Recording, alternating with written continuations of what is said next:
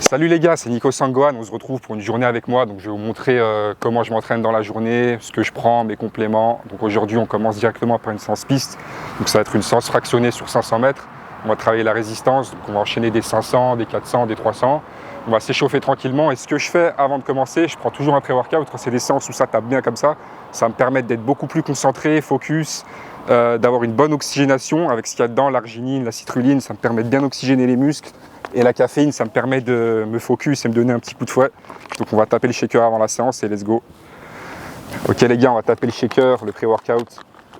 Donc celui-là il est top, hein. Comme je vous ai dit, il permet de vous donner un petit coup de fouet avec la caféine. Il y a de la citrulline, ça permet de bien oxygéner les muscles, avoir un effet vasodilatateur qui va permettre au sang de mieux circuler et oxygéner les muscles. Donc c'est très intéressant pour les séances type fractionnées où ça envoie, ou même les séances de muscu. Après je ne le prends pas tous les jours non plus parce que ça reste un pré-workout et forcément le corps il s'habitue. Donc je le conseille surtout pour les séances où vous allez vraiment taper dedans, quoi. Ok les gars, donc là moi je le prends toujours avant. Le temps que je m'échauffe, ça fait à peu près 30 minutes. Donc le temps que je fasse mon petit footing, ma mobilité, mes gammes, comme ça 30 minutes après, dès que je vais vraiment rentrer dans la séance, le pré-workout il sera bien dans le système et j'aurai vraiment l'effet escompté. Ok les gars, on est parti. Donc là on va trottiner 10-12 minutes, histoire d'activer un peu la machine, chauffer le corps tout doucement. Après on va faire un peu de mobilité, un peu de gamme, talons de fesses, montée de genoux, tout ça. Un peu d'accélération progressive et c'est parti, hein.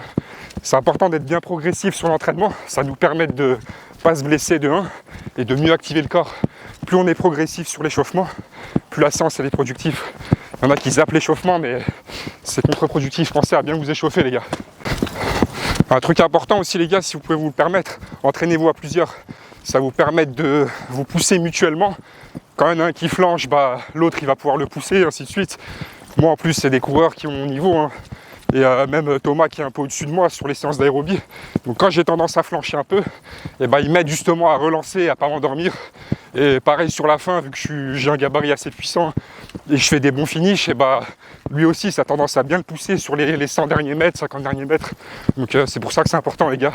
N'hésitez pas à courir avec des partenaires de votre niveau ou même un peu plus fort, c'est toujours intéressant. Juste faire soit du vélo avec un circuit abdos, soit un truc léger, tu vois, pour pas trop taper dans le système nerveux. Parce que forcément c'est très taxant, tu vois, les séances comme ça. Très énergivore. Donc on a vite fait de se cramer nerveusement et après si t'enchaînes 2-3 semaines comme ça, t'es cuit et t'es sur la pente descendante, t'es plus productif. Alors moi c'est tous les jours et en fait les fractionnés comme ça piste, c'est à peu près 3 fois par semaine. Et entre ces fractionnés là, j'ai placé des séances qu'on appelle endurance fondamentale où je vais courir 10 km comme là à peu près une allure tranquille. Donc c'est pour récupérer, faire un peu de volume, mais sans vraiment taper dedans nerveusement et au niveau des articulations aussi, vu que je suis assez lourd, je suis autour des 90 kg. Si je faisais du fractionné tout le temps, et sur le long terme, ça pourrait m'occasionner des blessures. Ça aussi, c'est un truc à prendre en compte, les gars. Vous pouvez pas juste copier le programme d'entraînement d'un coureur et il faut aussi adapter à son niveau, son poids, voir les contraintes articulaires. Et moi justement j'ai réussi à trouver un rythme qui me convient bien, c'est-à-dire faire à peu près 3 séances fractionnées par semaine et placer entre ces séances des petites séances d'endurance fondamentale où, comme je vous ai dit, je vais courir 10 km à une allure tranquille, histoire de récupérer tout en s'entraînant et en travaillant un peu le volume et une autre filière énergétique. En fait c'est l'allure à peu près de 58 au 1000 mètres, tu vois, donc ça fait une 29, une 30 au 500. Et sur les 400 pareil, après si on peut on essaie d'être en dessous des 10. Et après les 300 mètres à la fin autour de 50. Si on peut se le permettre, pareil on peut descendre sous les 50, 48, 49, mais normalement on est déjà bien mort. Et sachant que c'est les dernières, donc je peux me permettre de pousser sur les dernières, parce que si je pousse trop sur les 500, c'est mort, je vais être lactique. Et après ça va être un enfer la séance. Je vais patauger dans la semoule, j'arriverai plus à courir. Tu vois, c'est une sensation comme quand tu cours dans du sable mouvant, tu vois. Tu cours mais t'avances pas parce que tu es complètement lactique des jambes. Et justement c'est ça le but de la séance d'aujourd'hui, c'est de travailler cette filière lactique, la capacité à aller vite malgré la brûlure musculaire, donc c'est pas de l'aérobie. Ok les gars, on a fini le footing, on a fait 12 minutes tranquille pour activer. Ce que j'aime bien faire après c'est un peu de mobilité. Donc je vais commencer par faire des mouvements circulaires comme ça avec mon bassin. Je vais en faire 10 de chaque dans l'autre sens. Ça va permettre de mobiliser un peu le bassin, libérer les hanches. Après je me mets contre la barrière comme ça et je fais des mouvements comme ça Pareil pour libérer un peu les hanches, travailler la mobilité. Donc j'en fais 10 de chaque. L'autre jambe aussi bien sûr. Et après je passe comme ça pour les ischios. Donc là je viens toucher la jambe avec le bras opposé pour bien travailler les ischios.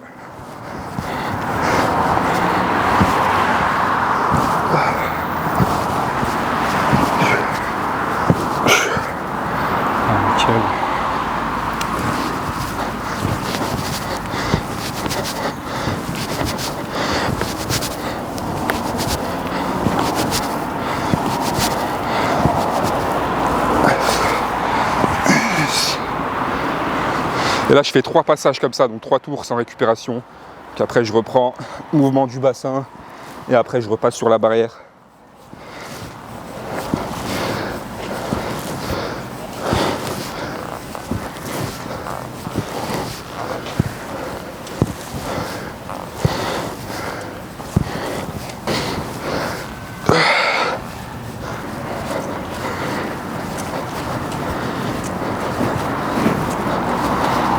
Donc les gars, la mobilité c'est important. Donc là c'est les ischios en l'occurrence. Quelqu'un qui va manquer de mobilité des ischios, vous voyez, il va faire ce genre de truc. Hop, hop, en fait il va compenser avec les lombaires parce qu'il n'a pas les ischios assez souples et du coup forcément ça va tirer. Et ça se retrouve aussi en cours sur la foulée. Quelqu'un qui va manquer de mobilité, il va faire des foulées un peu étriquées, il va compenser avec d'autres muscles et ça peut engendrer un risque de blessure et une baisse de performance parce qu'on n'optimise pas la foulée justement. Au même titre que les abdos par exemple et le transverse, quelqu'un qui va manquer de force au niveau des abdos, il va compenser avec les lombaires, vous voyez. Par exemple quand il va faire du gainage, ce genre de truc, et il va cambrer le dos justement parce que ses abdos sont pas assez forts pour rentrer le ventre et du coup il va compenser avec les lombaires. C'est pareil avec les ischios en fait. Les lombaires c'est un muscle avec lequel on compense quand on manque de mobilité. Donc là, je suis là, hop, hop, hop. Et quand je manque de mobilité, forcément je vais avoir moins d'amplitude et je vais tirer avec les lombaires. Ce qui peut causer des blessures et une foulée contre-productive. Ok les gars, on a fini la mobilité, on va passer aux gammes. Donc les gammes, ça va être tout ce qui est talons-fesses, montée de genoux. Ça va servir à préparer le corps pour la piste et de travailler ce qu'on appelle la qualité de pied, donc le fait d'avoir un pied fort et qui rebondit bien au sol. Donc ce que j'aime bien faire pour commencer, c'est que je pars sur des talons-fesses comme ça. Donc je fais à peu près 10 secondes de talons-fesses. Je compte dans ma tête 10 secondes. Ensuite, je bascule directement sur les pas chassés. J'en fais 10 de chaque. Hop. Et ensuite, je pars sur de la course arrière comme ça. Et ça permet de bien travailler les ischios et les fessiers. Muscles qui vont être sollicités pendant la séance. Ensuite, je reviens en trottinant tout doucement. Et je recommence ça 3 fois. Donc 3 passages en tout.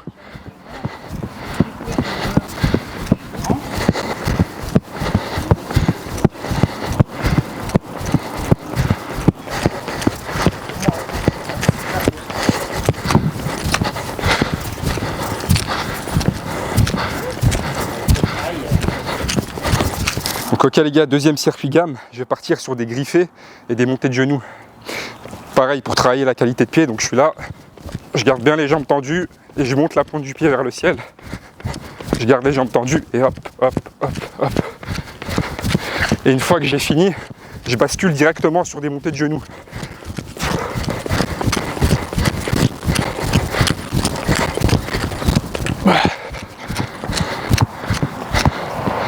Ensuite je reviens en marchant tranquillement et je recommence en tout 2 fois, enfin je recommence 2 fois donc ça fait 3 tours en tout. Et au fur et à mesure, je prends de l'amplitude, bascule sur des montées de genoux. Ok les gars, donc dernière partie de l'échauffement. Là je vais partir sur 3 accélérations de 60 mètres avec une résistance, en l'occurrence un parachute. Donc le parachute en fait il va me retenir vers l'arrière et moi justement le but ça va être de continuer à être bien placé, bien gainé et à être stable sur mes appuis. Et du coup comme ça quand je vais passer sur les 500 mètres, j'aurai plus de facilité à être grand comme on dit qu'en cours, être grand, être bien placé. Donc voilà 3 fois 60 mètres. Donc c'est pas à fond mais c'est quand même une bonne intensité. Ouais. En fait s'entraîner avec le parachute, ça permet d'ajouter une résistance qui va tirer vers l'arrière, qui va te retenir et donc toi ça va te forcer à être mieux gainé quand tu cours, forcément vu que ça va te déstabiliser. Et le but quand tu l'enlèves c'est de garder ce gainage et ce placement en fait. Ok les gars, je vais vous montrer un truc que j'aime bien prendre aussi en intra-workout, donc c'est-à-dire pendant l'entraînement, c'est des BCA. En fait les BCA, ça va servir à réduire un peu l'apparition de la fatigue et à rester concentré, rester lucide pendant l'entraînement. En fait, c'est des acides aminés. J'aime bien prendre ça pendant l'entraînement justement, entre les séries. Hein. Donc on peut en prendre tout autour de l'entraînement, avant, pendant, après. Il y en a qui en prennent avant, après. Moi personnellement j'aime bien les prendre pendant. Comme ça, je les assimile direct pendant l'entraînement et comme je vous ai dit, ça me permet de réduire un peu l'apparition de la fatigue. C'est ce que je ressens sur moi personnellement. Après, libre à vous de tester avant, après, pendant. Ok, c'est parti les gars, on va se diriger vers la ligne des 500. Donc, je rappelle, hein, 3 x 500, 3 x 400, 3 x 300. Toujours cette petite sensation de stress, un peu d'inconfort avant la séance. Tous les coureurs connaissent ça parce qu'on sait que ça va taper, on sait que ça va envoyer. Et du coup, on a toujours un peu d'adrénaline, un peu de stress. Mais une fois qu'on a fini la séance, on est le plus heureux du monde parce qu'on n'a rien lâché, on a tout donné et c'est ça qui est bon.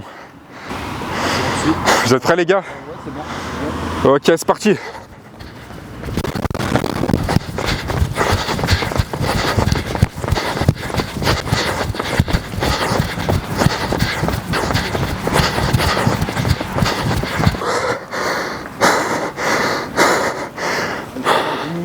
Premier 500, 1,28.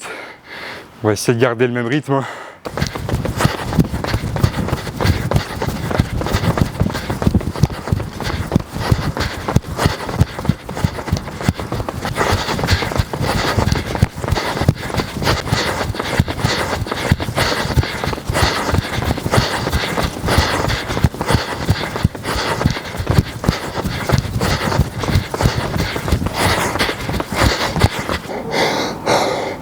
Là, ça commence à taper les gars. Deuxième 500, 1,26. On commence à être lactique des ischios. Et on a les jambes qui deviennent des bouts de bois.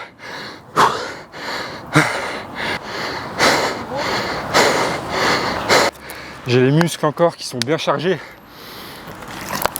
Mais bon, il faut y aller.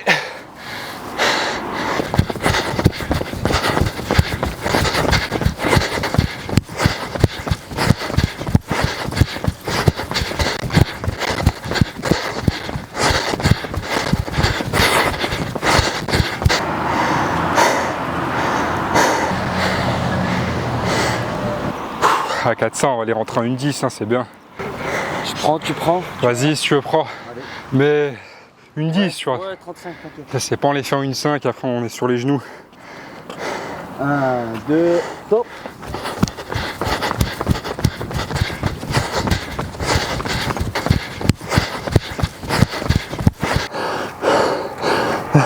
Et vous voyez les gars aussi, le but de ces séances, c'est de faire tourner le métabolisme à fond et de brûler du gras. Et après, en fait, on a un métabolisme qui tourne tellement vite qu'on a des facilités à être sec.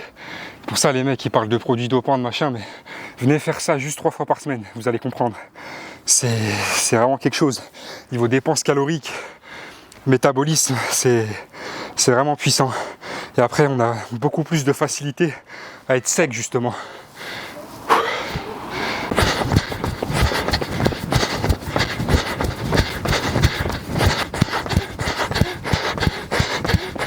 Le mec, il arrive à maintenir 2,50 au 1000 pendant 22 km. Soit l'allure qu'on a à nous, là, quasiment. Même mieux, même encore mieux. Mais souvent, c'est ça, hein, tu vois, les plus forts, les plus sûrs de leur capacité, bah, c'est les mecs les plus gentils. Parce que justement, tu vois, les mecs, ils sont détentes.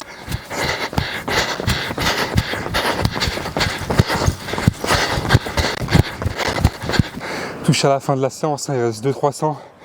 C'est pas maintenant qu'on va lâcher. Certainement pas. On a fait un 500, on a fait 500, 400, 500, 1,26. Maintenant c'est de l'eau. Last one baby. Derrière je vais la faire torse nu.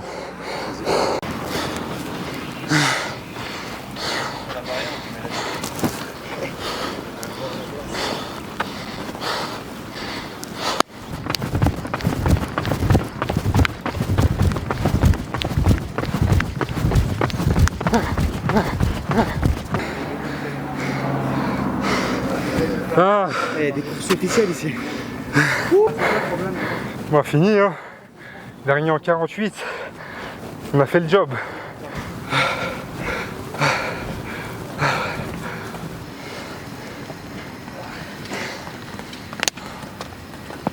Tu sais, je l'appelle le spécial, le shaker spécial Nico Sangohan, dans lequel je vais mettre 30 grammes de whey, 3 grammes de créatine et 10 grammes de collagène. Donc la whey, c'est pour la récup musculaire. La créatine, c'est pour reconstituer les stocks de créatine qui nous aident à faire des efforts d'endurance et des efforts de force. C'est un précurseur de l'ATP. Et le collagène, c'est pour soutenir les articulations, les ligaments, les tendons et être carré niveau récup. Donc moi, je mélange les trois en même temps. Et puis comme je vous ai dit, les gars, l'avantage, c'est que c'est facilement assimilable. C'est liquide. Donc même si on n'a pas faim, même si on a encore un peu brassé de la séance, et whey, créa et collagène.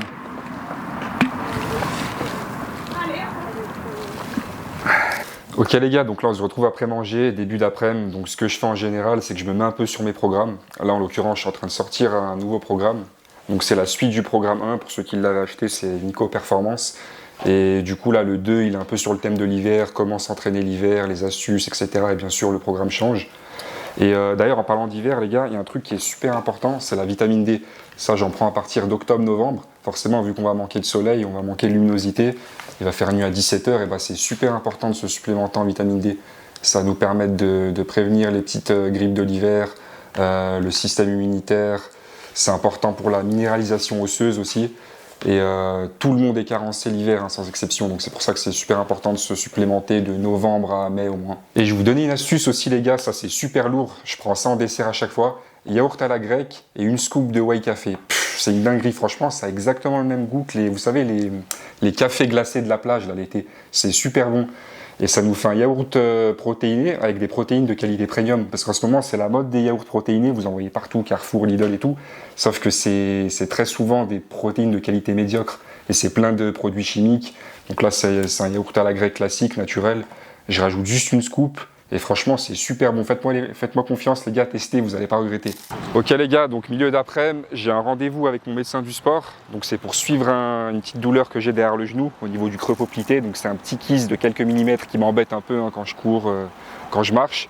Et du coup, là, je vais refaire une échographie pour voir si ça a évolué, si ça a diminué, évolué. Donc, on va aller checker ça. Donc ça c'est important les gars, n'hésitez pas à vous faire suivre par un médecin du sport, n'hésitez pas à aller voir des kinés, des ostéos.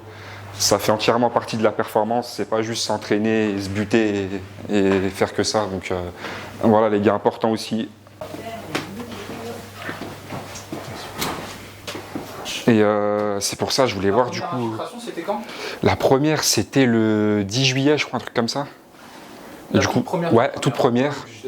La deuxième c'était avec vous. Et là justement je voulais. Faut pas trop.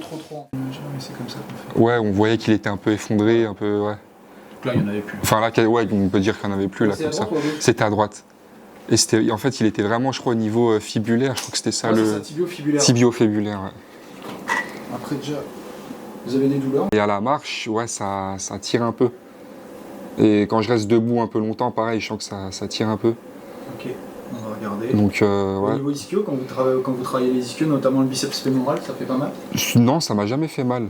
Après là justement, je voulais tester là sur conseil de mon kiné d'arrêter de travailler les ischios pendant une dizaine de jours et voir si ça s'améliore ou si c'est exactement pareil.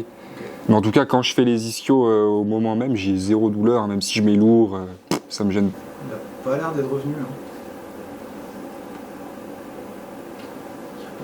Vous n'êtes pas aux États-Unis ? Bah là justement, je vais aller à Dubaï du coup. J'ai changé un peu mes plans. Ah ouais ? Et je vais voir ce que ça donne là-bas et si je m'y plais pas trop, je retournerai à Miami. Ok. Là-bas vous aurez. Alors, est-ce que. Alors attention parce que là il y a. Alors normalement là c'est pas ça, mais on va quand même regarder. Ouais, on en avait parlé un peu l'autre fois. Si vous pensez que c'est à l'origine d'une gêne, ça fait déjà 2 fois qu'il a été ponctionné. En fait, est-ce qu'il a diminué ou c'est exactement le même ? Faudrait que je vois, mais je crois que il est un petit peu plus petit, je crois. Ok. Tu as dit combien tout à l'heure ? Ouais, c'est pour ça, ouais, on avait. En fait, c'est comme une super échographie en coupe, quoi. Ok, d'accord. On voit un peu. Donc c'est vraiment radio qu'il faudrait faire. Les gars, ça c'est un travail qui est super important, un travail de long terme. C'est comme les compléments, c'est pour ça que c'est important. C'est un truc que vous prenez sur le long terme et qui vous permet de durer. Nous, ce qu'on cherche, c'est la longévité avant tout. C'est pas d'être super bon pendant un mois et après arrêter parce qu'on a des douleurs ou parce qu'on a des gènes ou quoi. Donc le suivi, c'est super important. Hein. C'est pour ça que je disais que c'est important de se faire suivre par un médecin du sport. Et pour justement durer sur le long terme, c'est comme les compléments, c'est pour ça que je prends des compléments toute l'année. C'est parce que ça va me permettre justement d'optimiser ma longévité, comme le collagène par exemple. Le collagène, c'est super important pour soutenir tout ce qui est tendino-articulaire. Après, bien sûr, c'est pas magique. Si vous faites de la merde, vous allez vous blesser, c'est sûr, mais ça permet de soutenir tout ça, quoi. C'est un plus, c'est un truc qui est pas, franchement, qui est pas négligé, qui est important et que je conseille de prendre toute l'année. Les compléments, c'est fait aussi pour ça, c'est fait pour durer. Ok les gars, on se retrouve pour l'entraînement du soir, il est 17 h, donc c'est la séance muscu. J'ai préparé mes BCA pour l'entraînement, donc ça, je vais les consommer tout au long de l'entraînement, donc un peu avant, pendant. Après, je sais pas s'il va m'en rester, mais j'aime bien, moi ça me permet d'être hydraté pendant l'entraînement et d'avoir tout ce qu'il me faut hein, pour réduire la fatigue. Moi je le sens, hein, quand je prends les BCA, j'ai une réduction de la fatigue. C'est normal, ça joue là-dessus. Je prépare le shaker et je vais boire ça tout au long de l'entraînement.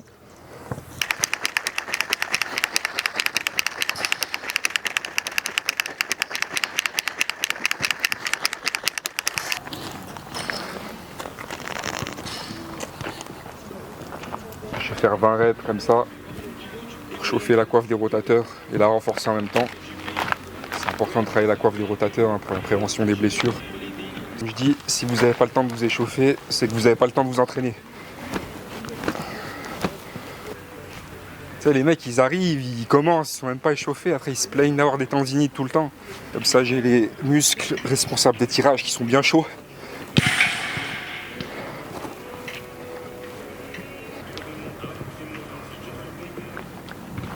On voit plus de sang dans le muscle, et ça dilate les vaisseaux. Je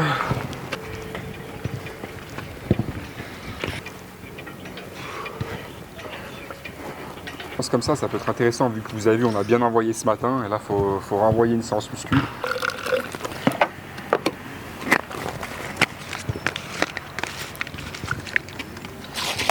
Hop, donc 2 scoops les gars.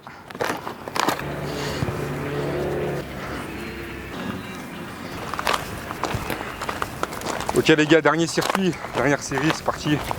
Extraction. Let's go.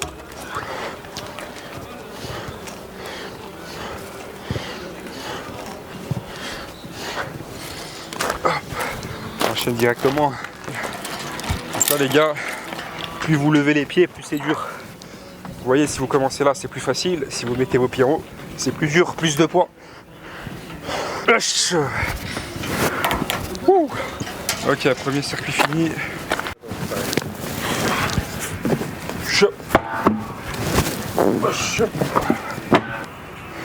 Finisher de séance les gars, un truc que j'aime bien faire à la fin.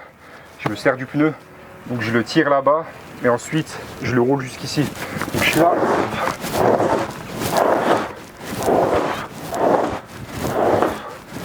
Et là je repars dans l'autre sens.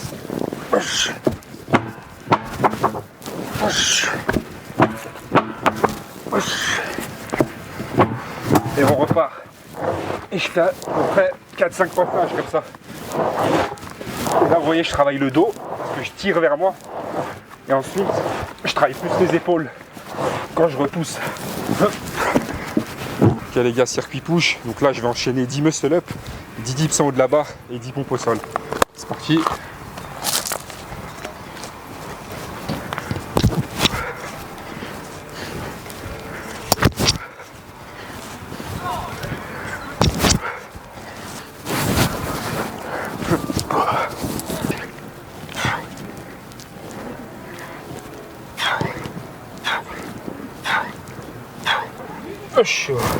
Donc là pareil 5 tours, une 30 de récup, muscle up, dips et pompes, donc 10, 10, 10.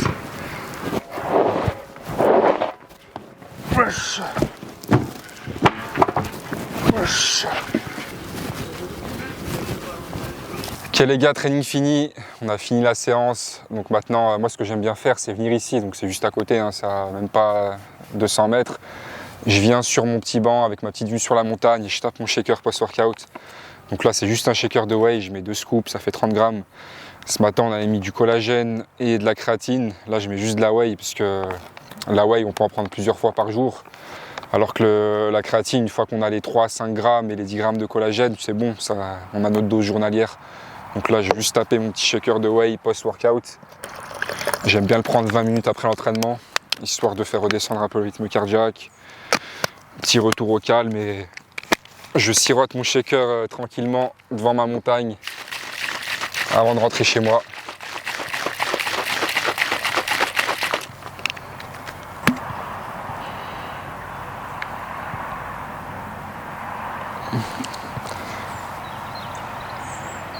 Ok les gars, la journée touche à sa fin, on a fini le deuxième training, il est 17h30, donc là je vous ai montré à peu près ce que je faisais dans la journée, je vous ai montré mes 2 trainings, je vous ai montré un peu mon suivi médical par rapport à justement ma pratique. Et là je vais rentrer chez moi et voilà les gars, on se retrouve à la prochaine, ciao.